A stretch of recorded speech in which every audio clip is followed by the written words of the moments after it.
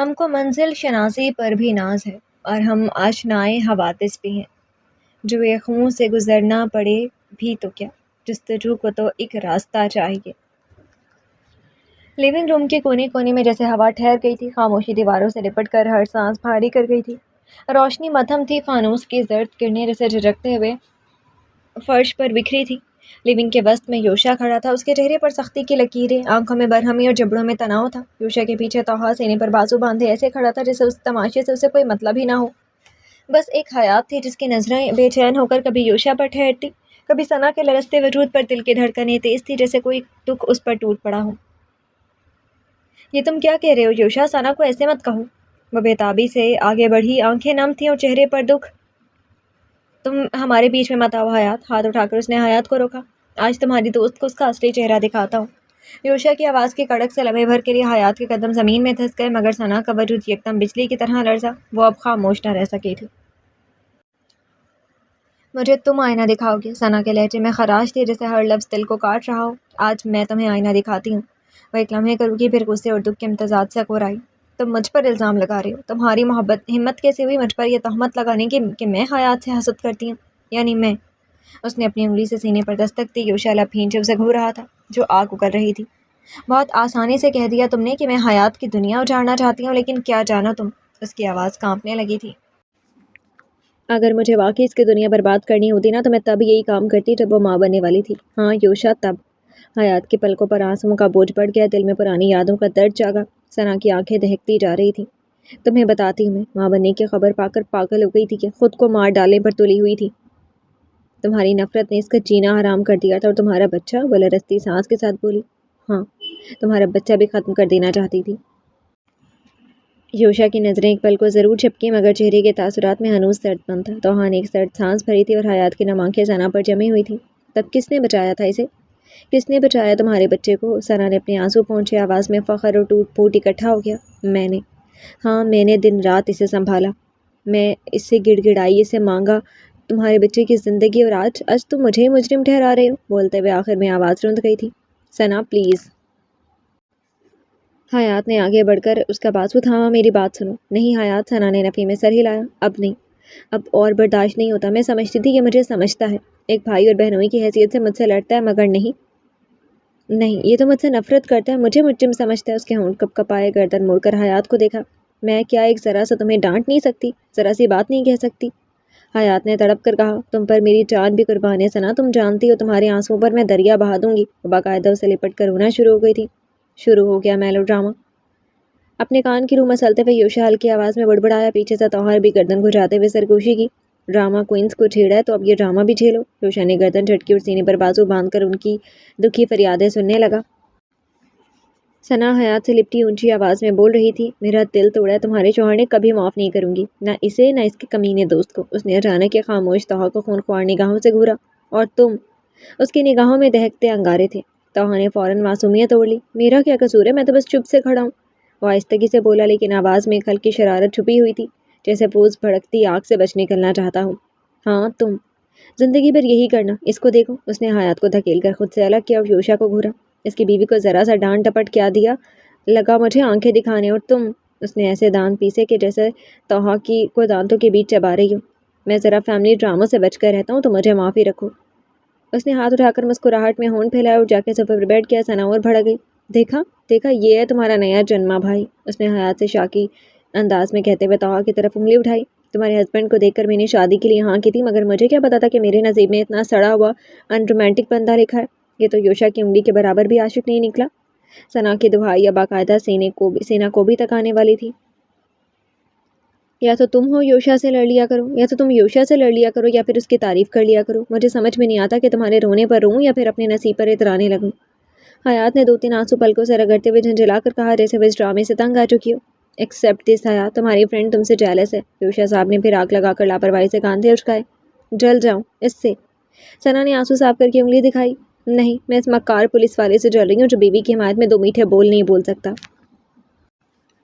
میں شوہر ہوں، شوگر ڈیڈی نہیں۔ سر صوفے کی پشت پر رکھ کر توہا کے اطمینان میں کوئی کمی نہیں آ رہی تھی۔ اور میں بیوی ہوں، مانگے کی گرل فرینڈ نہیں، ثنا نے گھورتے ہوئے جواب کسا۔ حیات نے بے بسی سے اس کا بازو جکڑا۔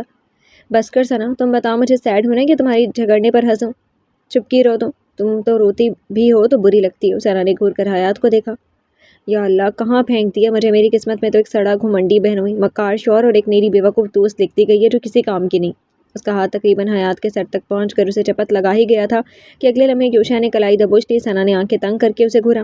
ہاتھ مت لگانا اسے۔ یوشا نے غصے سے اس کا ہاتھ جھٹکا۔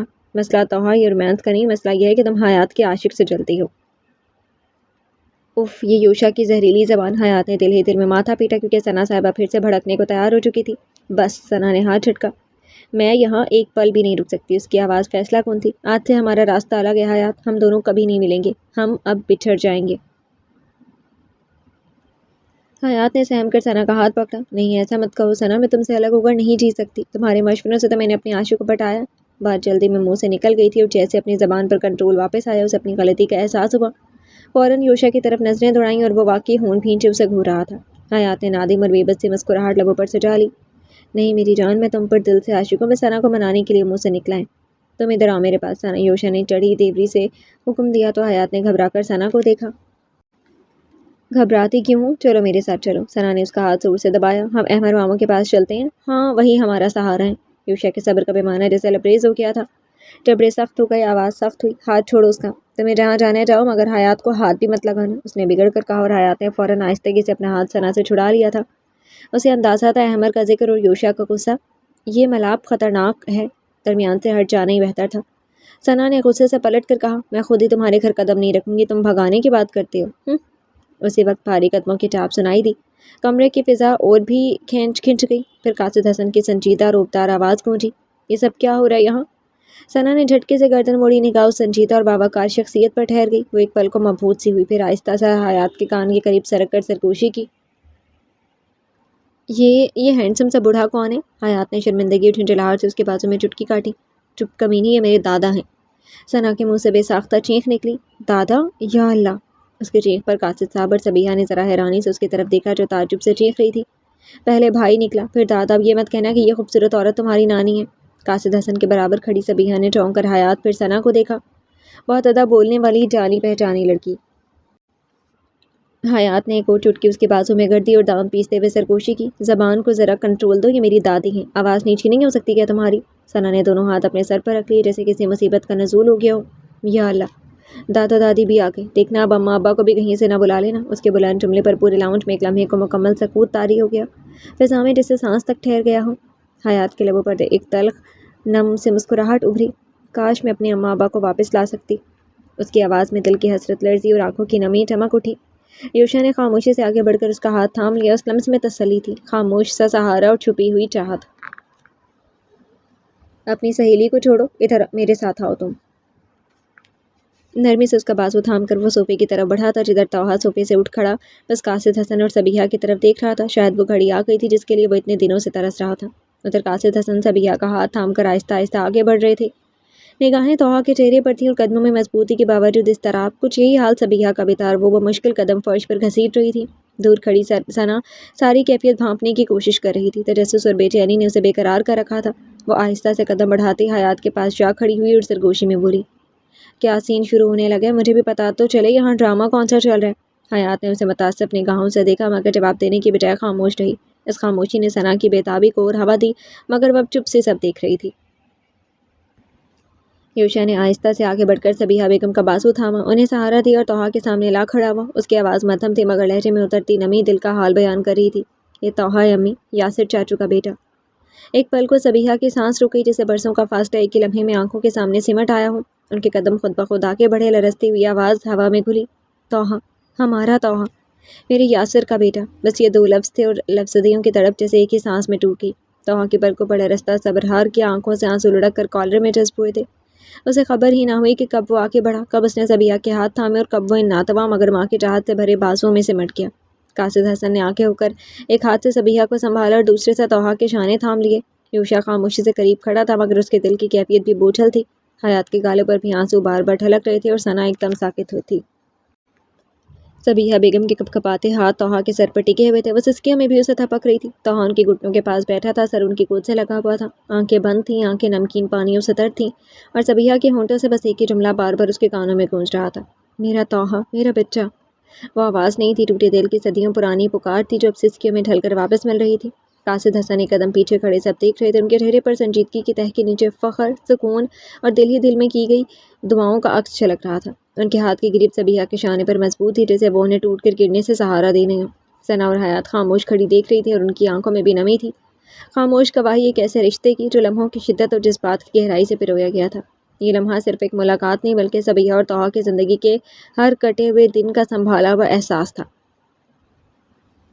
جو اب دل کی گہرائیوں میں سکون لے آیا تھا۔ کئی برسوں سے دبے ماضی کے باب جیسا خود بخود کھلنے لگے تھے۔ فضا میں نمی، درد اور خاموشی گہری ہو کر پھیل رہی تھی کہ اچانک ثنا کی بلند اور کپکپاتی آواز نے جیسے سب احساسات کو چیر کر رکھ دیا ہو۔ میں نہیں مان سکتی کہ میرے ماموں اور میری اماں اتنے بے رحم ہو سکتے ہیں۔ انہوں نے آپ کے خاندان والوں کو مارا ہے۔ وہ جھٹکے سے اپنی جگہ سے اٹھی، اس کی آواز کپکپا رہی تھی، دونوں ہاتھ مٹھیوں کی صورت میں سختی سے بند تھے اور آنکھوں میں غصے، انکار اور بے یقینی کا طوفان لرز رہا تھا۔ پل بھر کو کمرے میں سناٹا چھا گیا، سب کے چہروں پر مختلف کیفیات ابھر آئیں، حیرت، تشویش، دکھ اور تھوڑا غصہ۔ طہٰ نے آہستہ سے سر اٹھایا، آنکھیں سرخ تھیں مگر لہجہ فولاد جیسا کڑا۔ تمہاری سوچ سے بھی زیادہ بے رحم ہیں، سنگ دل ہیں وہ دونوں۔ وہ لمحے بھر کو رکا، پھر ہر لفظ چبا کر بولا، تمہاری اماں اور تمہارے ماموں نے میرا پورا گھر اجاڑ دیا اور تم اب بھی کہتی ہو کہ تم یہ نہیں مان سکتی۔ اس کی آنکھوں میں درد بھی تھا اور نفرت بھی۔ ثنا نے چیخ کر کہا، ہاں میں نہیں مان سکتی۔ کیسے مان لوں کہ وہ لوگ قاتل ہیں؟ کیسے مان لوں کہ یہ سب سچ ہے؟ سانسیں تیز اور بے قابو تھیں اور اس کے چہرے پر آگ بھڑک رہی تھی۔ یوشا نے دھیرے مگر برف جیسے سرد لہجے میں کہا، اگر یہ سچ نہیں تو پھر دنیا میں کوئی بھی حقیقت نہیں کہلا سکتی۔ اس کی نظریں سیدھی ثنا پر جمی تھی، نگاہوں میں ایسی چبھن تھی کہ جیسے ہر لفظ اس کے وجود کو کاٹ کر گزرا ہو۔ ثنا نفی میں گردن ہلاتی رہی، نہیں، یہ حقیقت نہیں ہے۔ اس کی آواز لرز رہی تھی مگر وہ ہر سچ کو اپنے یقین کے سامنے جھٹلا رہی تھی۔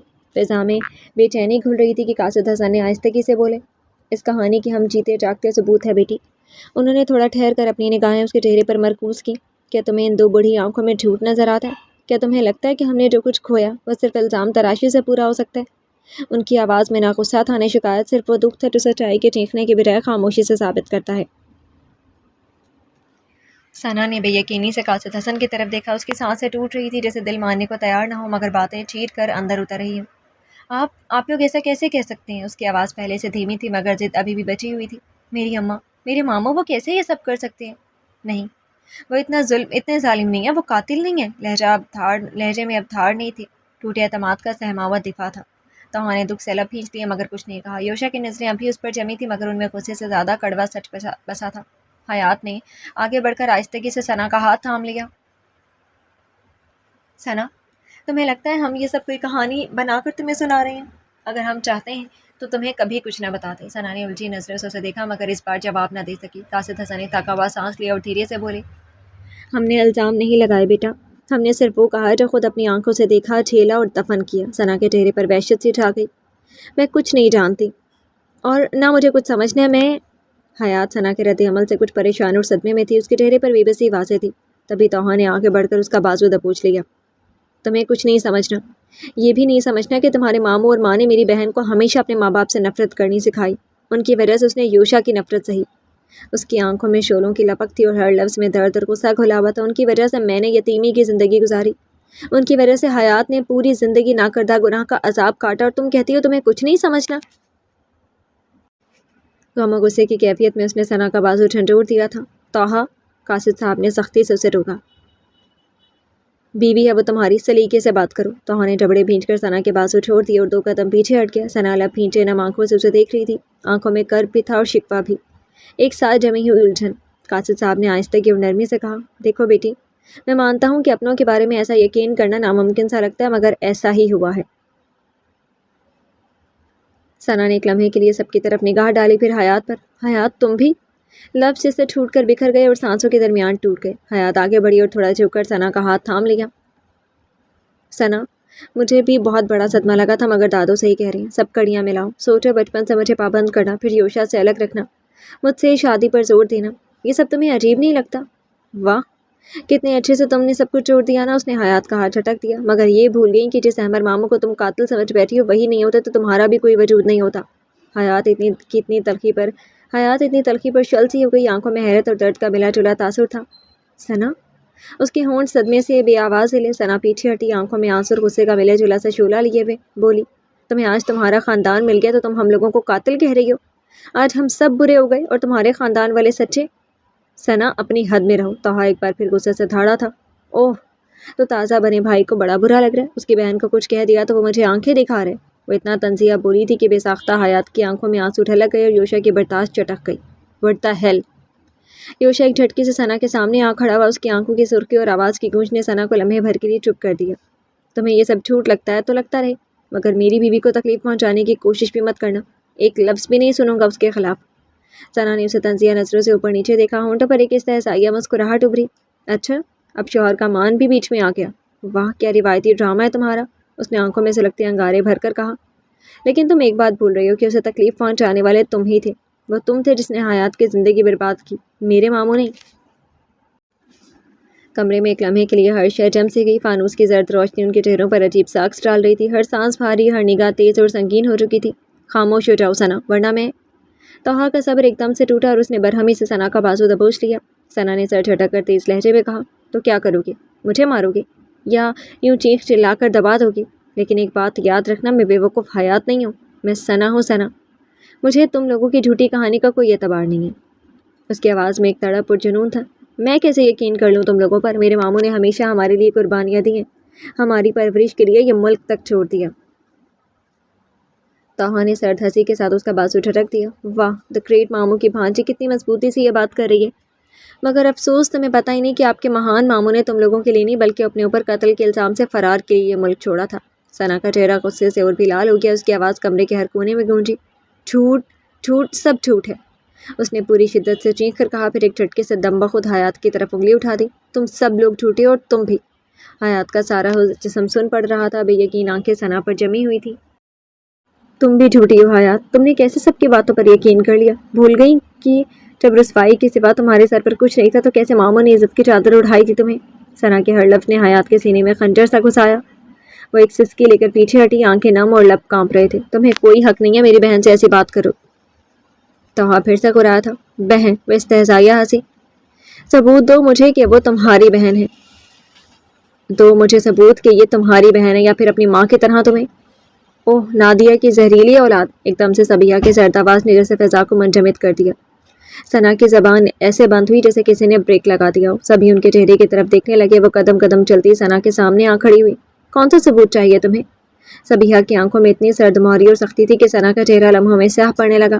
نادیہ کی بیٹی ہو نا تم, نا احمر کی بھانجی, ہے نا؟ سر چپتی ہوئی نگاہیں ثنا کی رگوں میں خون جمانے لگی. ہر سانس جیسے رک گیا. جانتی ہے, میں نے آج تک کبھی یقین نہیں کیا کہ خون کی تاثیر واقعی کوئی اثر رکھتی ہے, مگر آج مجھے لگ رہا ہے کہ ہاں, خون کا اثر کتنا گہرا اور کتنا زہریلا ہو سکتا ہے. کمرے میں ایک درد بھرا سکوت چھا گیا. توحا کی آنکھیں سرخ تھی اور اس کا چہرہ جیسے یہ سب برداشت کرنے کی کوشش کر رہا ہو, مگر ہر حرف اس کے دل میں درد کی لکیر چھوڑ رہا تھا. حیات کی روتی ہوئی نگاہیں صبیحہ پر جم گئی تھیں. آنکھیں بے بسی اور خوف کی لپٹ میں ڈوبی ہوئی تھی. یوشا دانت پر دانت رکھے مٹھی بھینچے کھڑا تھا اور اس کے چہرے پر قابو پانے کی کوشش کے باوجود غصے کی ٹھپ واضح تھی. قاصد صاحب کے چہرے پر صرف دکھ کے گہرے نشان تھے. خاموشی اور غم کی زبان بولتی. صبیحہ کی آواز پھر سے کانوں میں گونجی. یہ تم نہیں, تمہاری رگوں میں دوڑتا تمہاری ماں کا زہر بول رہا ہے. ہر لفظ اتنے سخت اور چپتے ہوئے تھے کہ کمرے کی ہوا بھی منجمد ہو گئی. تمہیں ہماری باتوں پر یقین نہیں تو مت کرو, کوئی تمہیں مجبور نہیں کرے گا. یقین اسے دلاتے ہیں جو خود یقین کے قابل, اور تم تو پورے وجود میں شک کے دائرے میں قید ہو. ثنا کے چہرے پر جیسے تھپڑ مار دیا تھا انہوں نے. کرب آنکھوں سے گلابی رنگ بن کر چھلکا, مگر وہ روئی نہیں, بس صبیحہ کی آنکھوں میں نفرت دیکھ رہی تھی. انہوں نے ایک قدم اور بڑھایا اور ثنا کی آنکھوں میں آنکھیں گاڑی. جاؤ یہاں سے, مگر ایک سوال اپنے دل میں لے جانا. وہ ذرا دیر کے لیے رکی. جا کر اپنی ماں سے پوچھنا تمہارے باپ کا قاتل کون تھا. کون تھی وہ عورت جس نے اپنے مفاد کے لیے 2 بچیوں کو یتیم کر دیا؟ جاؤ پوچھو اپنی ماں سے. ثنا ایک دم پیچھے ہٹ گئی. دل کی دھڑکن بے قابو, سانس گھٹنے لگی. وہ اندر سے چیخنا چاہتی تھی مگر آواز گلے میں اٹک گئی تھی. زبان جیسے کسی نے تھام لی ہو.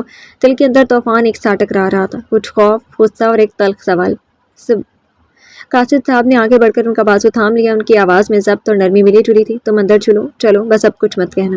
انہوں نے افسوس بھری نگاہ ثنا کے چہرے پر ڈالی. وہ چہرہ جو لمحے بھر میں رنگ بدل کر فک ہو گیا تھا, جیسے اس پر زندگی کا سارا خون ایک پل میں اتر گیا ہو. دیکھا آپ نے قاصد, صبیحہ نے لرزتی آواز میں کہا. یہ ہمیں جھوٹی کہہ رہی ہے, ہمیں. ان کی آواز گلے میں رند گئی. سبھی. قاصد صاحب نے قدم اور بڑھایا اور صبیحہ کو اپنے سینے سے لگا لیا۔ بس کرو، بچی ہے، نادان ہے۔ ان کی آنکھ کے گوشے بھی نم تھے۔ یوشا کی مٹھیوں میں زور پڑ گیا، اس نے نظروں سے طاہا کو روکا، حیات کی طرف پلٹا مگر کچھ نہ بولا۔ حیات کی آنکھوں سے خاموشی کے آنسو بہہ نکلے، وہ سانس تک نہیں لے پا رہی تھی۔ صبیحہ قاصد صاحب کے سینے سے لگی لرزتی آواز میں بولی، یوشا اس سے کہو یہ چلی جائے ہمارے گھر سے، چلی جائے یہاں سے، میں اب برداشت نہیں کر سکتی۔ کمرے کی فضا اتنی بھاری ہو گئی تھی کہ ہر سانس پتھر کی طرح لگ رہا تھا۔ فانوس کی مدھم روشنی میں سب کے چہرے عجیب لگ رہے تھے، جیسے ہر شخص اپنے اندر کے زخم سے لڑ رہا ہو۔ ثنا نے قدم پیچھے ہٹاتے ہوئے صبیحہ اور قاصد صاحب کو دیکھا۔ آنکھوں میں خوف اور ہلکی سی ہچکچاہٹ تھی، مگر دل میں ایک بے چین شعلہ جل رہا تھا۔ ہر سانس میں وہ زہر، وہ سوال گھوم رہا تھا جو صبیحہ نے ابھی تھما کر کہا تھا۔ وہ پلٹ کر باہر کے سمت دوڑی، قدم اتنے تیز تھے کہ فرش پر جوتوں کی چاپ کتنی دیر تک لیونگ میں گونجتی رہی تھی۔ میرے ہاتھوں کی لکیروں میں یہ عیب ہے محسن، میں جس شخص کو چھو لوں وہ میرا نہیں رہتا۔ آسمان پر تیرتے بادلوں کے بیچ جھلملاتے تاروں کو وہ پورچ کی سیڑھیوں پر بیٹھا اسی طرح گہری نظروں سے دیکھ رہا تھا جیسے ان سے کوئی پرانا حساب مانگنا ہو۔ رات کی نمی ہوا کے لمس میں رچی ہوئی تھی اور وہ اپنی ہی سوچوں کی گرفت میں تھا۔ اچانک قریب سے آہٹ آئی، ہلکی سی سرسراہٹ جیسے کوئی دبے قدموں آیا ہو۔ وہ چونک کر سیدھا ہوا تو نگاہوں کے دائرے میں ایک مانوس سایہ ابھرا اور طاہا بے ساختہ پوچھ بیٹھا، آپ ابھی تک جاگ رہے ہیں؟ قاصد حسن کو اپنے قریب بیٹھے دیکھ کر وہ جبری مسکرایا بھی تھا۔ نیند تو ہماری آنکھوں سے کب کی روٹ چکی ہے میرے بچے، قاصد حسن نے دھیرے سے جواب دیا اور نگاہ آسمان کی وسعتوں پر جما دی۔ ان کی آنکھوں میں ایک پرانی تھکن اور ایک گہری شفقت جھلک رہی تھی۔ یہیں آسمان تلے بیٹھ کر اکثر سوچتا رہتا تھا کہ اپنے بکھرے ہوئے خاندان کو پھر سے کس طرح ایک چھت تلے جمع کروں اور تم سب کو دشمنوں کے وار سے کس طرح محفوظ رکھ سکوں۔ طاہا نے ان کے چہرے پر نظریں گاڑ دی، وہ نظر محبت اور عقیدت سے لبریز تھی۔ بہت مشکل تھا نا آپ کے لیے؟ اس کی آواز مدھم مگر دل کی گہرائیوں سے نکلی ہوئی تھی۔ انہوں نے ایک گہری سانس کھینچی، پھر وہ ہلکے سے مسکرائے، بہت مشکل تھا ہاں، لیکن اب سب کچھ سہل لگنے لگا ہے۔ انہوں نے اپنے آسمان سے نگاہ ہٹا کر اپنے سامنے بیٹھے طاہا کے چہرے کو غور سے دیکھا۔ اس لمحے ان کی آنکھوں میں اطمینان کی ایک نرم چمک تھی۔ اب میرے پاس دو مضبوط سہارے ہیں، میرے بیٹے مجھے دوبارہ مل گئے تو پھر کس چیز کا ڈر؟ طاہا کی پلکیں ہلکی سی لرزی، ان کی باتیں سن کر اس کے سینے میں ایک عجیب سا سکون اترا تھا، لیکن ساتھ ہی ایک بوجھ بھی، ایسا بوجھ جو ہمیشہ سے اس کے ساتھ رہا تھا۔ دو سہارے، اس نے دل ہی دل میں دہرایا کہ میں واقعی اتنا مضبوط ہوں یا صرف امید کے سہارے کھڑا ہوں؟ قاصد حسن نے اس کے شانے پر ہلکا سا ہاتھ رکھا تھا۔ یاد رکھنا طاہا، آزمائشیں انسان کو توڑتی نہیں تراشتی ہیں، تم تراشے جا چکی ہو، بس اب خود پر یقین کرنا باقی ہے۔ طاہا نے آنکھیں جھپکی تو نمی کی ایک پرچھائی پلکوں سے جھلک گئی۔ کاش دادو، اس کے لب کپ کپائے، کاش میں وہ سب کر سکوں جس کی آپ کو امید ہے۔ قاصد حسن نے دھیرے سے مسکرا کر اس کے دل کا بوجھ کم کر دیا۔ کاش نہیں میرے بچے، تم کرو گے یہی میرا یقین ہے۔ طاہا بس مسکرایا تھا، پھر سر جھکا کر چپل کی نوک سے سیڑھی کے پتھر کو چھونے لگا۔ لمحوں کے بوجھل سناٹے میں رات کی ہوا کے خنکی اور روٹے پتوں کی سرسراہٹ کھل گئی۔ کچھ لمحے یوں ہی گزر گئے کہ قاصد حسن آہستہ سے گویا ہوئے۔ ایک بات پوچھوں؟ طاہا نے چونک کر ان کی طرف دیکھا، پھر دھیرے سے بولا، پوچھیے۔ قاصد حسن ہلکا سا مسکرائے۔ مجھے تو ہمیشہ سے یہی معلوم رہا کہ تم بہت شوخ اور شریر ہو، لیکن جب سے قریب سے تمہیں دیکھ رہا ہوں یاسر کی باتیں سچ لگنے لگی ہیں۔ طاہا کے بلکہ ایک لمحے کو جھپکی اس کے چہرے پر ہلکی سی حیرانی اور تجسس اتر آیا۔ بابا کی بات؟ وہ مدھم لہجے میں بولا، کون سی بات دادو؟ قاصد حسن نے گہری سانس بھری اور اپنی نگاہیں اس پر ٹکائیں۔ ان کی آنکھوں میں شفقت بھی تھی اور ایک پرانی یاد کا عکس بھی۔ وہ کہتا تھا، میر خاندان کا میں اکلوتا ماسٹر پیس ہوں، جس کی وجہ سے میر حویلی ہنستی مسکراتی ہے۔ میرے بابا بہت زندہ دل تھے نا؟ طاہا کی آواز بوجھل ہو گئی، آنکھوں میں کرب اتر آیا تھا۔ بہت۔ ان کی آواز بھیگ گئی، وہی کرب ان کی آنکھوں میں بھی لرزنے لگا۔ پھر وہ دھیرے سے بولی، یاسر ایسا ہی تھا، روشنی جیسا، اپنی موجودگی سے ہر اندھیرا کم کر دیتا تھا، ہر غم بھلا دیتا تھا۔ وہ ہنسی کے پیچھے بھی کتنا گہرا دل رکھتا تھا۔ وہ پلکیں جھپک کر سانس بھرتے پھر جسے اپنے دل کی لرزش چھپانا چاہتے تھے، مگر آواز پھر بھی لرز گئی۔ مجھے آج بھی اس کی باتیں یاد ہیں۔ وہ کہتا تھا، ابا جان فکر نہ کریں، جب تک میں ہوں سب ہنستے مسکراتے رہیں گے۔ اور کتنا سچ کہا تھا وہ۔ اس کے مرنے کے بعد ہم سب واقعی ہنسنا مسکرانا بھول گئے تھے۔ یہ کہتے ہوئے قاصد حسن کی نگاہیں دور خلا میں ٹک گئی، جیسے اس اندھیرے میں بھی کہیں یاسر کی مسکراہٹ ڈھونڈ رہے ہوں۔ طاہا نے اپنے لب کھینچ لیے، دل میں ایک شدید خلش جاگ ہوتی، اس کے اندر ایک ہی وقت میں فخر بھی تھا اور نہ ختم ہونے والا خالی پن بھی۔ اچانک پیچھے سے یوشا کی آواز سنائی دی، آپ دونوں یہاں کیا کر رہے ہیں؟ ادھر امی اس فکر میں ہے کہ کہیں آپ گم تو نہیں ہو گئے؟ سنجیدہ مگر فکر آمیز آواز پر دونوں نے ایک ساتھ پلٹ کر دیکھا۔ میں تو بس طاہا کو یہاں اکیلا بیٹھا دیکھا تو ساتھ بیٹھ گیا۔ طاہا، قاصد حسن نے دھیمی مسکراہٹ کے ساتھ کہا، وقت نے چاہے کتنی مسافتیں اور محرومیاں دی ہوں، مگر اب ان دونوں بیٹوں کا قریب ہونا ان کے دل کے لیے سب سے بڑا مرہم تھا۔ یوشا نے طاہا کی طرف دیکھا، دادو ان صاحب کی باتوں کا اسٹاک کبھی ختم نہیں ہونے والا، آپ ابھی آرام کریں، کل صبح دیکھیے گا کہ یہ کتنا بولتا ہے۔ قاصد حسن نے ہلکے سے ہنستے ہوئے اسے جواب دیا۔ مجھے تو لگتا ہے تم مجھ سے زیادہ بولتے ہو، یہ تو بہت کم بولتا ہے۔ کہتے ہوئے انہوں نے اٹھنے کے لیے ذرا سا پہلو بدلا ہی تھا کہ یوشا اور توحا دونوں نے بیک وقت آگے بڑھ کر ان کا بازو تھام لیا۔ اس لمحے ان کا دل عجیب سے آسودگی سے بھرا تھا۔ یوشا نے نرمی سے انہیں سنبھالتے ہوئے کہا، ڈونٹ وری دادو، پچھلے کچھ دن سے اس کی بیٹری لو ہے، اس لیے زبان کا میٹر ڈاؤن ہے۔ چند دن اور گزرنے دیں، پھر آپ خود کان پکڑیں گے کہ کس کے کہنے پر اسے بولنے پر آمادہ کیا تھا۔ اس کی بات پر قاصد حسن نے مسکراتے ہوئے سر ہلایا، جبکہ یوشا کی چمکتی ہوئی نگاہیں ابھی توحا کے چہرے پر جمی تھی۔ توحا نے تیزی چڑھاتے ہوئے کہا، میری بیٹری بھلے لو ہو گئی ہو پر تم تو فل چارج لگ رہے ہو۔ قاصد حسن بے ساختہ ہنس پڑے تھے۔ میں بی بی کے جانے پر ہونے والا منہ نہیں بناتا۔ اس نے بالوں میں انگلیاں پھیرتے ہوئے لاپرواہی سے شانے بھی اچکائے تھے۔ اس کی اطراحٹ پر توحا کا مزاج بگڑا تھا۔ تم کیوں رو گے بھلا؟ تم تو رلانے میں ماہر ہو۔ اپنی بہن سے پوچھ لو وہ رو رہی ہے کہ ہنس رہی ہے۔ یوشا نے فاتحانہ انداز میں گردن اکڑائی۔ میرے گلے اپنی ڈائن سالک باندھ کر تم پر یہ اطراحٹ سوٹ نہیں کرتی، چڑھ کر تاؤ سے جواب دیا گیا تو یوشا فوراً قاصد حسن کی طرف گھوما۔ یہ دیکھیں دادو، یہ صاحب خود کنویں میں کودنے کو تیار تھے اور الزام مجھ پر لگا رہے ہیں۔ تم دونوں خود فیصلہ کر لو کہ کس نے کس کے ساتھ ظلم کیا، میں اب آرام کر لوں۔ قاصد صاحب نے دونوں ہاتھ بڑھا کر باری باری ان کے گال چھپے اور اندر کی سمت بڑھتے چلے گئے۔ ان کی چال میں اطمینان کا ٹھہراؤ تھا۔ یوشا کی نگاہیں ان کی پشت پر جمی رہی تھی اور جب وہ اندر گم ہو گئے تو وہ توحا کی طرف پلٹا۔ بہت تیزی سے چہرے کے تاثرات بدلے تھے۔ یہ منہ لٹکا کر بیٹھے ہوئے ہو تم، دادو کو پریشان کرنا چاہتے ہو؟ اب وہ سختی سب سے گھور رہا تھا۔ توحا نے نظریں چرائیں تو یوشا نے بڑھ کر اس کا بازو تھاما۔ کیا ہمارے درمیان یہ طے نہیں ہوا تھا کہ ثنا کو ہم لوگوں سے ناراض کر کے احمر کے گھر بھیجنا ہے؟ اس کی آنکھوں کی ٹھنڈک سی اتری۔ یا اب تمہیں افسوس ہو رہے؟ مجھے اس بات کا کوئی افسوس نہیں ہو رہا۔ توحا نے بازو جھٹک کر چھڑوایا اور پھر سے سیڑھیوں پر بیٹھ گیا۔ انداز بھرپور خفگی لیے ہوئے تھا۔ یوشا نے گہری سانس بھری، پھر وہیں اس کے قریب وہ سیڑھیوں پر بیٹھ گیا۔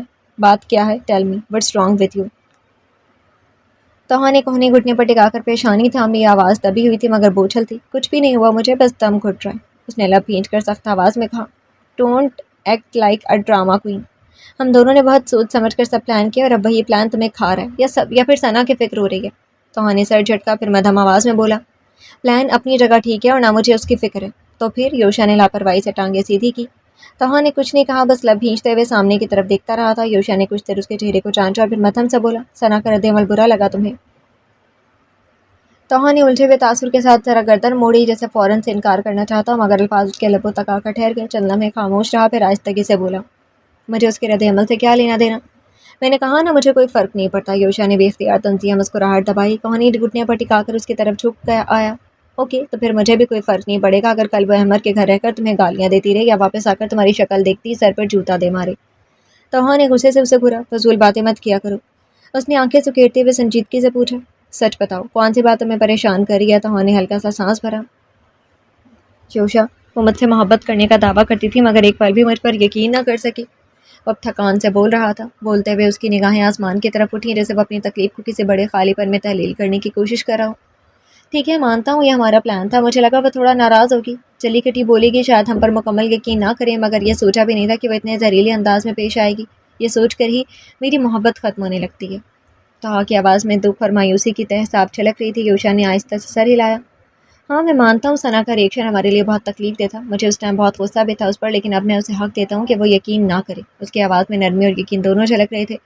توحا نے لب تھوڑے سے بھینچے، پھر کڑواہٹ کے ساتھ بولا، مجھ سے محبت ہوتی تو میرا یقین کرتی، نہ کہ اپنے گھر والوں پر۔ اس نے سر زور سے جھٹکا، جیسے اندر کی چبھن کم کرنا چاہتا ہوں۔ یوشا نے اپنی کوہنیاں گھٹنوں سے ہٹا کر سیدھا ہو بیٹھا۔ توحا، اپنی محبت سے ہٹ کر ذرا ثنا کو رکھ کر دیکھو۔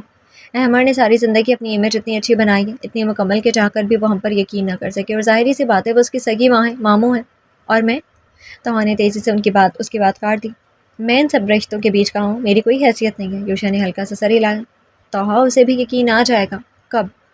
تم جب اسے یقین دلاؤ گے۔ یوشا کی آواز میں مضبوطی تھی، جیسے یہ ایک وعدہ ہو۔ توحا نے طنزیہ انداز میں سر جھٹکا۔ حیات نے تم پر کیسے یقین کر لیا؟ یہاں حیات کی بات نہیں ہو رہی، یوشا نے اس کی بات کاٹ دی۔ یہاں بات محبت کی ہے یوشا، کیا کوئی کمی تھی میری محبت میں؟ اس کی آنکھوں میں کرب آیا۔ اول روز سے اسے چاہتا آ رہا ہوں۔ نادیہ کی بیٹی ہونے کے باوجود میں نے اپنی نفرت بھلا کر دوبارہ اسے محبت دی، اور وہ ایک لمحے میں وہ میری محبت ٹھکرا کر چلی گئی۔ توحا نے سر ہلکا سا جھکایا اور آواز میں شکست کی جھلک تھی، شاید اب میں اسے کبھی وہ مقام نہیں دے پاؤں۔ یوشا نے آہستہ سے اس کے کندھے پر ہاتھ رکھا۔ میں جانتا ہوں اور میں بھی وہ لمحہ بھول نہیں سکتا، مگر دیکھو محبت کبھی ضائع نہیں ہوتی۔ توحا، جو سچائی ہم سامنے لانے والے ہیں وہ نظر میں آتے ہی سب ٹھیک ہو جائے گا۔ توحا نے سانس بھرتے ہوئے سر ہلکا سا اٹھایا، یوشا کی آنکھوں میں دیکھا۔ توہا، رشتے کبھی صاف لکیروں میں نہیں ہوتے، مگر جو سچائی تم اپنے دل میں رکھتے ہو وہ آخرکار روشنی بن کر سامنے آئے گی۔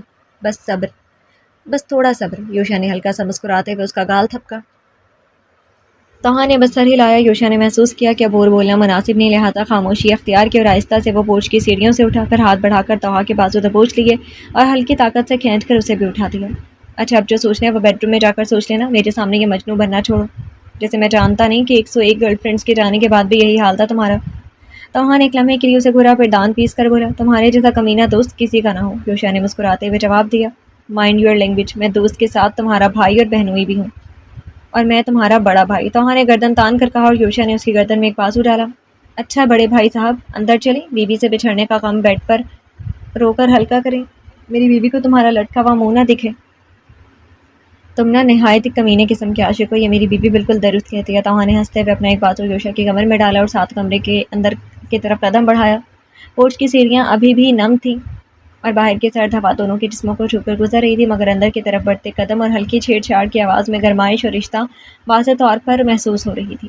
رات کی خاموشی میں صرف ان کے قدموں کی آہٹ اور ہلکی سانسیں گونج رہی تھی، جیسے یہ لمحے صرف ان کے لیے مخصوص ہو۔ خاموشی میں ایک عجیب سا سکون اور بوجھ دونوں چھپے تھے۔ رات کی خاموشی میں ہر طرف سناٹا پھیلا ہوا تھا۔ یوشا نے آہستہ سے دروازہ کھولا اور اندر قدم رکھا تو مدھم سی سنہری روشنی میں کمرے کی فضا کچھ اور ہی کہانی سنا رہی تھی۔ بستر خالی تھا اور ہر سو سناٹا چھایا ہوا تھا۔ یوشا نے دبی سانس بھری، ہاتھ گلے کے پچھلے حصے تک لے جا کر گردن سہلائی اور چند ثانیہ سوچ میں ڈوبا رہا۔ کہاں گئی ہیں میڈم؟ نیچے ہوں گی یا کہیں خفا ہو کر چھپ گئی ہے؟ یوشا نے آہستگی سے قدم بڑھائے اور ایک نظر واش روم کی طرف ڈالی، مگر وہاں پر بھی سناٹا تھا۔ حیات کی غیر موجودگی نے دل میں ایک ہلکی سی بے چینی جگا دی۔ شاید ایلیا کے پاس گئی ہو، یہ سوچ آتی ہی وہ خاموشی سے کمرے سے باہر نکل آیا۔ ایلیا کے کمرے کے دروازے تک پہنچ کر اس نے ذرا سا دروازہ دھکیلا اور اندر جھانکا۔ دھیمی روشنی میں ایک نہایت پرسکون منظر اس کی آنکھوں کے سامنے ابھرا۔ حیات ایلیا کے ساتھ بیڈ پر لیٹی ہوئی تھی۔ ایلیا اس کے پہلو میں سو چکا تھا اور حیات کے ہاتھ کی نرم ہتھیلی اس کے سر پر آہستہ آہستہ چل رہی تھی۔ حیات کی پلکیں جھکی ہوئی تھیں اور چہرے پر خاموش سوچ کی باریک لکیریں تیر رہی تھیں۔ کمرے کی سنہری مدھم روشنی میں یہ منظر یوشا کے اندر ایک گہرا سا سکون اتار گیا، گویا لمحہ تھم گیا ہو، نہ آواز، نہ خلل، نہ خفگی۔ آہستہ آہستہ قدم بڑھاتے ہوئے وہ بیڈ کے قریب پہنچا۔ حیات اتنی گہری سوچ میں گم تھی کہ اسے یوشا کے آنے کی خبر ہی نہیں ہوئی۔ یوشا نے لب ہلکے سے دبائے، پھر اور خمیدہ ہو کر ایک ہاتھ بڑھایا، چہرے پر آتی لٹ کو سہلا کر کھینچ دیا تاکہ وہ سیدھی ہو جائے۔ حیات نے چونک کر گردن گھمائی اور اس کی آنکھیں یوشا کی آنکھوں سے ٹکرائیں۔ سونا نہیں ہے کیا میڈم؟ اس نے آہستہ سے پوچھا اور ہاتھ بڑھا کر حیات کو اپنے قریب کھینچ کر سیدھا بٹھا دیا۔ اس کی نگاہوں میں فکر اور نرم محبت کے ملے جلے جذبات جھلک رہے تھے۔ آؤ سوتے ہیں۔ نرم و ملائم ہاتھوں کو سہلاتے ہوئے وہ سیدھا اس کی نگاہوں سے دیکھ رہا تھا۔ وہ تھوڑی دیر خاموشی کے بعد آہستہ سے بولی، میں سونے ہی والی تھی، اور رخ موڑ کر ایلیا کے پاس لیٹ جاتی کہ یوشا نے بازو جکڑ کر یہ کوشش تمام کر دی۔ سونے کے لیے ہمارا خود کا بیڈ روم ہے، میرے ساتھ چلو۔ دوسرے ہاتھ سے اس نے حیات کے چہرے پر سے بال بھی ہٹائے۔ مجھے یہیں سونا ہے۔ وہ منہ بنا کر اسے دیکھ رہی تھی۔ یوشا کے ہاتھ اس کے بال چھوتے ہوئے رکے۔ اس نے ہلکی چڑچڑاہٹ کے ساتھ کہا، اب یہ نیا ڈرامہ شروع کرنے والی ہو تم؟ میں تم سے غصہ ہوں۔ انداز نہ روٹھا تھا۔ وہ ہلکے سے مسکرایا اور چہرہ بڑھا کر حیات کے ہونٹوں کے پاس رک کر بولا، تو پھر بیڈ روم میں چلو، وہاں مناتا ہوں تمہیں۔ لبوں کو چوم کر وہ پیچھے ہو گیا۔ یوشا، میں بہت اداس ہوں اور بہت ناراض، ایسے نہیں ماننے والی۔ یوشا نے اس کا ہاتھ اپنی ہتھیلی میں لے کر تھوڑا سا دبایا۔ اداسی، ناراضگی کی یہ بادل بھی چھٹ جائیں گے، بس تھوڑا سا وقت مجھے بھی دے دو اپنا۔ بولتے ہوئے وہ اٹھا تو اس نے حیات کو اپنے بازوؤں میں اٹھا لیا۔ زبردستی کرنے کی تو ہمیشہ سے عادت ہے تمہاری۔ اس کے گلے میں باہیں ڈال کر وہ روٹھی ہوئی تھی، کیونکہ تمہیں اس زبردستی کی عادت ہے میری جان۔ یوں ہی اسے اٹھائے ہوئے وہ بیڈ روم میں لے آیا تھا، پھر وہیں بیڈ پر اسے بٹھا کر یوشا بھی قریب بیٹھ گیا۔ اب بتاؤ کس بات پر ناراضگی ہے؟ حیات کا ہاتھ اپنے ہاتھوں میں لے کر وہ نرمی سے پوچھ رہا تھا۔ حیات نے پلکیں اٹھائیں۔ تمہیں ثنا سے اس طرح بات نہیں کرنی چاہیے تھی، بہت برا بھلا کہا تم نے اسے، وہ بہت آہستگی سے بولی تھی۔ اور جو اس نے سب کو برا بھلا کہا اس کا کیا؟ اس نے اپنی انگلیاں اس کی انگلیوں میں پھنسایا۔ مجھے تو ظالم اور جھوٹا سمجھتی ہی ہے، تمہیں بھی جھوٹا کہا تو وہ میڈم کو برا نہیں لگا تھا؟ بجائے غصے کے وہ نرمی اور پیار سے بول رہا تھا، اور یہی بات حیات کو حوصلہ دے رہی تھی۔ تم سب اس کے پیچھے پڑ گئے، وہ تو غصے میں سے بول اٹھی، ورنہ میری ثنا دل کی بہت صاف ہے۔ انداز خفگی کے ساتھ اس قدر معصومیت سے بھرا تھا کہ وہ اس کی اور بھی قریب کھسک آیا۔ اور زبان کی کیسی ہے؟ کڑوی زہر۔ یوشا نے بھویں اٹھا کر جو ہلکا سا طنز کیا، حیات کے چہرے پر شرمندگی کی سرخی دوڑی۔ ہاں تھوڑا زیادہ ہو گیا تھا، وہ غصے کی بہت تیز ہے نا۔ آواز اب دھیمی پڑ گئی تھی۔ ثنا کا دفاع کرتے ہوئے ملال کیا کرتی جو اس کے رویہ نے دل میں ڈال دیا تھا، تھوڑا ہوا تھا۔ یوشا نے جھوٹے تعجب سے آنکھیں پھیلائیں، اس نے کسی کی بھی نہیں سنی۔ دادو تک کو جھٹلایا، وہ تو کہو امی بول پڑی ورنہ وہ… اس نے جملہ ادھورا چھوڑ کر سر جھٹکا۔ کچھ باتیں، کچھ رشتے نبھانے کے لیے یوں ہی درگزر کرنا پڑتا ہے۔ حیات نے سرد آہ بھری۔ کیسا عجیب سا سب ہو رہا ہے یوشا، مجھے تو کچھ بھی سمجھ نہیں آ رہا کہ یہ سب ٹھیک کیسے ہوگا۔ وہ فکر مند سی ہوتی بار بار لمبی لمبی سانسیں لے رہی تھی۔ یوشا کی نگاہیں اس کے چہرے پر ٹھہرنے لگیں۔ وہ سامنے ہوتی تو یوشا کے لیے سب کچھ سان بھی ہو جاتا تھا۔ ہر غم، ہر فکر دھواں ہونے لگتی اس کے احساس سے، نزدیکیوں سے۔ میں سلیوشن دوں؟ حیات کے ہاتھ کو اٹھا کر اپنے گال پہ رکھتے ہوئے اب آنکھیں چمک رہی تھی۔ کیا ہے سلیوشن؟ مجھے بتاؤ۔ وہ بڑے شوق سے اس کے قریب ہو گئی، اتنے قریب کہ اب دل پریشان اسے دیکھ کر بس تڑپے گا۔ میری باہوں میں آ جاؤ، میں بتا دیتا ہوں کیسے سب ٹھیک ہوگا۔ اپنے بازو پہ لا کر وہ اسے باہوں میں بھر لیتا کہ پرے ہٹو۔ حیات نے اس کے ہاتھ جھٹکے۔ یہاں دماغ خراب پڑا اور تمہیں رومانس سوچ رہے، اتنی ٹینشن ہے؟ سنیں کس کرنے سے ٹینشن ختم ہو جاتی ہے۔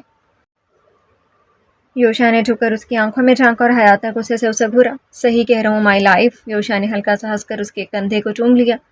اتنی ٹینشن ہے، دماغ پہ خراب پڑا ہے تو چلو رومانس کے بیچ آج رات سب کچھ بھول جائیں۔ حیات کے شانوں پر ہونٹ رکھتے ہوئے آواز مدھم پڑ گئی۔ یوشا تمہیں کوئی ٹینشن نہیں ہے کیا؟ حیات نے جھنجھلا کر اسے پھر سے پرے کیا۔ تم جانتی ہو میری جان، جب تم ٹینشن میں ہوتی ہو تو کتنی خوبصورت لگتی ہو اور میں بہک جاتا ہوں۔ یوشا نے آہستہ سے کہا اور حیات کے گال پر ہلکی سی داڑھی رگڑ کر ساتھ چوم لیا۔ حیات نے جھنجھلا کر اس کے چہرے کو تھامنے کی کوشش کی، لیکن ہلکی سی ٹپتی جلتی تپش کی گہرائی کی جھلک نے اسے بس ہنسنے پر مجبور کر دیا۔ یوشا اتنی ٹینشن ہے اور تم بس رومانس سوچ رہے ہو۔ یہ رومانس نہیں ہے مائی سویٹش، یہ علاج ہے۔ اتنی پریشانی ہے، دماغ بھی تھکا ہوا ہے تو آج رات سب کچھ بھول جاتے ہیں۔ وہ مدہوشی کے سے لہجے میں بولا تھا جیسے الفاظ بھی سانسوں کے ساتھ سلگ رہے ہوں۔ ہونٹوں کو سانسوں سے جوڑنے کی خواہش میں شامل سانسوں سے ہونٹوں تک پہنچتی سانسوں میں ایک بے نام التجا گھلی ہوئی تھی۔ محبت نہیں، وہ جو عشق جنون ہوتا ہے وہی تو ہے جو ہر فکر، ہر غم اور ہر خوف کو لمحہ بھر میں دھندلا دیتا ہے، وہی جو انسان کو خود سے آزاد کر دیتا ہے، بس ایک دوسرے کی سانسوں میں گم ہونے تک۔ حیات کی آنکھیں بند ہونے لگی تھیں، ہاتھوں کی گرفت ڈھیلی پڑی اور یوشا نے اس کے ارد گرد باہوں کا گھیرا تنگ کرتے ہوئے سرگوشی کی۔ میرے ساتھ بس کچھ لمحے میری مرضی کے مطابق گزرنے دو، بس یہ لمحے ہمارے لیے ہیں، باقی سب کل دیکھیں گے۔ حیات نے آہستہ سے یوشا کے بازو پر انگلیاں پھیری اور ایک ہلکی سے شرارتی مسکان اس کے لبوں پر نمودار ہوئی۔ تم واقعی چاہتے ہو کہ میں سب کچھ بھول جاؤں؟ تمہیں لگتا ہے میں اس طرح تم سے ناراض ہونا چھوڑ دوں گی؟ یوشا ہولے سے ہنسا، مدھم خمار سے بھری ہنسی ساتھ اس کے بالوں میں انگلیاں پھیری اور قریب آ کر سرگوشی کی۔ یہ صرف آغاز ہے آپ کی ناراضگی ختم کرنے کی۔ سرگوشی میں سلگتے جذبے بولنے لگے تھے۔ کل رومانس کا موقع ملے نہ ملے تو جانم کل کیا ہوگا؟ حیات نے اپنی ہتھیلی اس کے ہونٹوں پر جمائی۔ میرا مطلب یہ ہے کہ بس اس لمحے میں سب بھول جاؤ۔ یہ تو ایک چھوٹا سا علاج ہے تمہارے دماغ اور دل دونوں کے لیے۔ تم ہمیشہ اتنے مشکوک کیوں ہوتے ہو؟ وہ تھوڑی سی جھنجھلا کر بولی، لیکن دل کے اندر ہر لفظ جیسے میٹھے لمس میں گھل رہا تھا۔ میں دوسروں کے لیے سب کچھ ہو سکتا ہوں مگر تمہارے لیے بس تمہارا عاشق۔ یوشا نے اسے قریب کھینچا اور ہونٹوں کو دوبارہ نرم ہونٹوں سے جوڑ دیا۔ خاموش کروانے کی یہ بھی ایک ادا ٹھہری تھی۔ حیات نے اس کی باہوں میں خود کو مکمل طور پر ڈھیلا سا چھوڑ دیا، جسے سب غصہ اور پریشانی ہوا میں تحلیل ہو گئی ہو۔ یہ لمحے ان دونوں کے لیے ایک الگ جہان بن گئے۔ دنیا کی ہر فکر، ہر پریشانی اور ہر درد بس دھندلا سا ہو گیا، اور وہ دونوں ہی صرف ایک دوسرے کی موجودگی، ایک دوسرے کی شدت اور ایک دوسرے کے لمس میں گم ہو گئے تھے۔ وہ خفا ہیں ہم سے شاید بر بنائے احتیاط، ان کی مجبوری کو ہے سمجھے جفا کسے کیسے کہیں۔ شام کی دھندلکے سائے شہر کی پیشانی پر جیسے دھیرے دھیرے جم رہے تھے جب پولیس اسٹیشن میں طاہا کے ٹیبل پر رکھا اس کا موبائل وائبریٹ کرنے لگا تھا۔ اس نے گردن گھما کر موبائل اسکرین کی طرف دیکھا۔ نمبر انجانا تھا۔ کچھ دیر آنکھیں چھوٹی کر کے نمبر کو گھورتے ہوئے اس نے موبائل اٹھایا۔ ہیلو، موبائل کان سے لگاتے ہوئے نگاہیں فائل پر تھیں۔ ایس پی طاہا یاسر حسن۔ ادھر سے جو آواز آئی وہ بالکل اجنبی تھی، مگر وہ آواز سے زیادہ اپنے درست نام کی پکار پر ٹھٹکا تھا۔ ماتھا ہلکا سا سکیڑا، جیسے دماغ نے ایک ہی پل میں درجنوں سوال اچھال دیے ہوں۔ اسے برسوں سے لوگ طاہا بصیر کے نام سے جانتے تھے۔ یاسر حسن اس کی اصل شناخت تھی جو صرف چند مخصوص لوگوں تک محدود تھی۔ پھر یہ کون؟ اس نے ضبط کے ساتھ لہجہ سادہ رکھا، مگر اس کی انگلیاں جانے اس طرح سے موبائل کے گرد کس گئیں۔ میں کون؟ میں کہاں؟ یہ سارے سوال تو ملاقات میں کرنا بچے۔ دوسری جانب وہی پراسرار آواز ہموار مگر گہری تھی۔ طاہا کی نگاہ فائل سے ہٹی اور وہ کرسی کے پشت سے ذرا سیدھا ہوا۔ مجھ سے ملاقات کرنے کے لیے اپنی شناخت بھی بتانی پڑے گی۔ اس کی آواز میں بھی سرد مہری گھلی۔ دوسری جانب موجود شخص، اس شخص کی بھاری ہنسی گونجی تھی۔ اگر میری شناخت جان گئے تو شاید تم بھی حواس کھو دو گے۔ طاہا کی دھڑکن ایک پل کو जैसे रुकी फिर मामूल से कदरे तेज हुई, लब भींच कर उसने गुस्से से कहा, बात को घुमाने की कोशिश मत करो, सीधा मकसद बताओ। उधर से चंद सेकंड खामोशी रही, फिर वह तंजिया ठंडी सांस सुनाई दी। इसमें तो शक नहीं है कि कासिद हसन के पोते में भी वही खानदानी अकड़ है। जुमला गोया दिल पर घूंसे की तरह लगा। उसकी उंगलियां गैर इरादी तौर पर मुट्ठी में बदल गईं। तुम वही हो ना जो हमारे खानदान का दुश्मन है, उसने अल्फाज शबा कर कहे जैसे एक पल में सब्र का पलड़ा शिकस्त मान गया हो। दूसरी जानिब लम्हे भर को अजीब सी खामोशी छाई, फिर वही आवाज़ कदरे मध्यम तंज लिए उभरी, दुश्मनी? हाँ, तुम्हें अभी तक असल कहानी सुनाई ही नहीं गई तोहा। दुश्मनी किसने शुरू की थी और क्यों, ये कासिद हसन से पूछ लेना। दिल की धड़कन एक बार फिर बेरब्त हुई थी, उसके जबड़े की नसें खिंचकर नुमायां होने लगी। मेरे दादा का नाम जबान पर लाने की जुर्रत कैसे हुई तुम्हें, उसने हमवार आवाज़ में कहा, मगर गुस्सा लहजे के नीचे जैसे दहकता हुआ हुआ था, क्योंकि इस कहानी की पहली कड़ी वही है और आखिरी। दूसरी तरफ मौजूद शख्स ने जैसे हर लफ्ज़ दानिस्ता वार किया। तोहा चंद लम्हे सुन होता रहा। कमरे में ट्यूबलाइट की भिनभिनाहट और बाहर जाते ट्रैफिक के हॉर्न तक सुनाई देने लगे थे। फिर उसने गहरी सांस खींची और जब्त की आखिरी लकीर थाम कर बोला, मुकालमा बहुत हो गया, अब सीधा मुद्दा बताओ। इस बार वो शख्स हंसा नहीं। उसकी आवाज़ से खुफिया खराश से उभरी, तुम्हारे लिए एक पैगाम था जो दरअसल तुम्हारी बीवी तुम तक पहुंचाना चाहती थी, मगर सना के साथ क्या किए तुमने? वो मोबाइल पर झुका नहीं बल्कि खुराया था जैसे खुद पर काबू आखिरी हदों तक जा पहुंचा हो। अभी तक तो कुछ नहीं, दूसरी तरफ हनूज बिला तासुर लहजा था, लेकिन अगर मैं चाहूँ तो बहुत कुछ हो सकता है। मगर ठहरो, पहले तुम्हें एक गुड न्यूज़ दे दूँ। एक पल की खामोशी के बाद वो सरगोशी जैसे थमी आवाज़ में बोला, मुबारक हो, तुम बाप बनने वाले हो एसपी साहब। तोहा की धड़कनें जैसे एक साथ सिमटी, आंख की पुतलियां लम्हे भर को रुकी थी, मगर इससे पहले कि वो कुछ बोलता अगला जुमला उसकी समात पर बिजली सा गिरा। लेकिन अफसोस, शायद यह खुशी ज़्यादा दिन बरकरार न रही। उसकी आवाज़ की सफाकियत से तोहा का खून उबल गया। मेरी बात गौर से सुनो, उसने भारी मध्यम मगर धमकी भरी आवाज़ में कहा, अगर तुमने सना और मेरे बच्चे के साथ कुछ गलत किया तो मैं तुम्हें जिंदा गाड़ दूंगा। उधर से वो शख्स बेपरवाह हंसी हंसा, मगर उसमें जहर की बजाय अजीब ठहराव था। इतना ऊंचा मत उड़ो एसपी, तुम समझते हो कि पर्दे के पीछे जो खेल चल रहा है उसे जानने में मुझे देर लगेगी। एकदम से वह आवाज़ को राहट में बदल गई। तेरा पूरा खानदान तबाह कर चुका हूँ मैं, और तुम दोनों को मसलने में देर नहीं करूंगा। तोहा ने अपना गुस्सा काबू में रखा, जब्त से कहा, अगर वाकई तुम्हें हिम्मत है तो सामने आओ। बंद दरवाजों के पीछे धमकियां देना किसी मर्द का काम नहीं है। मैं मर्द बनकर सामने आना चाहता हूँ, अगर एक शर्त है। उधर से उसकी आवाज़ में साफ हंसी थी। कौन सी शर्त? तोहा के लहजे में चुपती हुई सख्ती थी। एलिया को लेकर आओ। एलिया? तोहा की आंखों में हैरत और खौफ का आमीज़ा था। एलिया को क्यों? ये औरतों मर्दों के खेल का वक्त खत्म हो गया। योशा मलिक से उसके बच्चे का हिसाब मांगूंगा, और जो बात रखी जाएगी वो बदला बनकर लौटेगी। सफाकाना आवाज़ की गूंज से तोहा के कान सुर्ख होने लगे। चंद लम्हे चुप रहकर उसने कहा, अगर नहीं लाया तो अगली बार मैं तुम्हें वो बुरी खबर दूंगा जो सुनकर तुम्हारा सर झुक जाएगा और शायद तुम उसके सहारे खड़े ना रह सको। अल्फाज की आखिरी घड़ी में खामोशी छा गई थी और कॉल अचानक मनक़ता हो गई, जैसे किसी ने आवाज़ को काट दिया हो और कमरे में खौफ की घनात उतर आई हो। चंद सानिया वो यूं ही मोबाइल को देखता रहा जैसे अब भी आवाज़ गूंज रही है। फिर उसने फ़ोन मेज़ पर जोर से पटका था। अंदर सीने में आग सा सुलग रहा था। लम्हे भर बाद दरवाज़ा हल्की सी दस्तक के साथ खुला और सब इंस्पेक्टर उस अदनान अंदर झांकते हुए बोला, सर सब ठीक तो है? आपका रंग? कुछ नहीं। तोहा ने सर्द लहजे में बात काटी और मोबाइल उठाकर स्पार्ट आवाज़ में बोला, पुराने केसेस की फाइल्स मेरे रूम में भिजवा दो, और कोई कॉल आए तो सीधा मुझसे कनेक्ट करना। अदनान ने चौंक कर सर हिलाया और वापस पलट गया। दरवाज़ा बंद हुआ तो कमरे में फिर से खामोशी छा गई। बस एक सोच गूंज रही थी, अब कौन कबर खोलेगा? फिर कुछ ही देर में उसकी उंगलियां योशा का नंबर मिला रही थी। मेरी मानो तो एक बात तुमसे कहूँ, ये नया दौर है, इसका क्या? ठीक है, दोस्तों से मिलो महफिलों में, मगर आज तीनों का भी जायज़ा चाहिए। योशा के चेहरे पर वही सकूत था जो कब से किसी बर्फ जमाने वाली खबर के नीचे दबा हुआ था, खामोश, भारी और गहरा। कमरे की खिड़की से बाहर हल्की बारिश बरसती थी। बूंदे शीशे पर नरम रिदम से टपक रही थी, जैसे कोई जख्म खोरदा दिल अपनी कहानी बार बार दोहरा रहा हो। मोबाइल टेबल पर पड़ा था, वही जिससे अभी तोहा की कॉल आई थी। उसकी आवाज़ अभी कानों में गूंज रही थी, खौफ, इल्ज़ाम और एक ऐसी सूरत हाल जिसका योशा ने तस्वुर भी न किया था।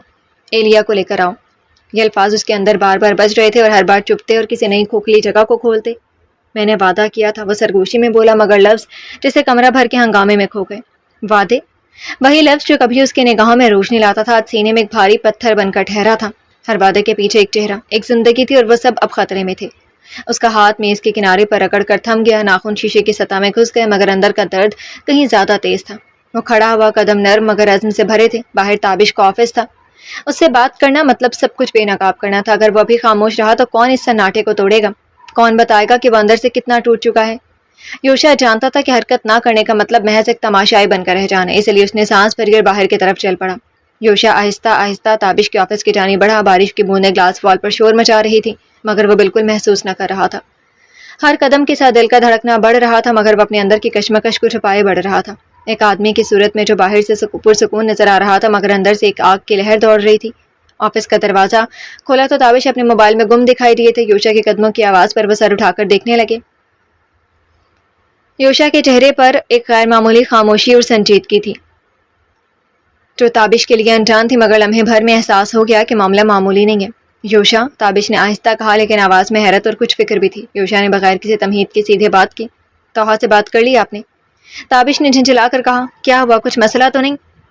یوشا کی نگاہیں اس کے سامنے جم گئی اور اس نے سست مگر مضبوط انداز میں کہا، یہ مسئلہ معمولی نہیں، یہ زندگی اور موت کا معاملہ ہے. میں نے وعدہ کیا کہ کسی کو نقصان نہیں پہنچنے دوں گا اور اس وعدے کو پورا کرنا ہے. تابش کے ہاتھ لرز گئے مگر وہ چھپانے کی کوشش میں خاموش رہا.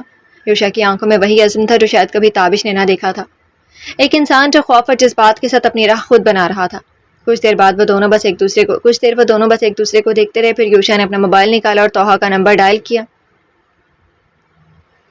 فون کے وائبریشن کی آواز نے کمرے کی خاموشی کو توڑا. توحا، یوشا کی آواز ہلکی تھی مگر اس میں واضح شدت تھی. کیا ہوا یوشا؟ دوسری طرف سے توحا کی آواز آئی مگر ہلکی سی ہچکچاہٹ کے ساتھ. میری بات سنو، اس وقت سب کچھ صاف اور واضح ہونا چاہیے. تم نے جو کچھ سنا اسے نظر انداز نہ کرو. میں جانتا ہوں کہ تمہارے اندر بھی خوف ہے مگر وقت اب خاموش رہنے کا نہیں. توحا کی سانس رک گئی. پھر آہستگی سے بولا، ٹھیک ہے میں سمجھ گیا، میں سب کر دوں گا جو تم نے کہا ہے. موبائل پھر سے رکھ کر یوشا نے باہر کی طرف نظریں اٹھائیں. بارش کی بوندیں ابھی بھی آفس کے گلاس پر ٹپک رہی تھیں اور سڑک کا ہلکا سا دھندلا منظر اس کے دل میں تنہائی اور شدت کو مزید بڑھا رہا تھا. پھر اس نے ایک لمحے کے لیے تابش کو بغور دیکھا، ان کی آنکھوں میں تابش کے ہلکے لرزتے ہاتھ اور اندرونی اضطراب کو. لیکن یوشا اب کھیل کا حصہ نہیں بن سکتا تھا.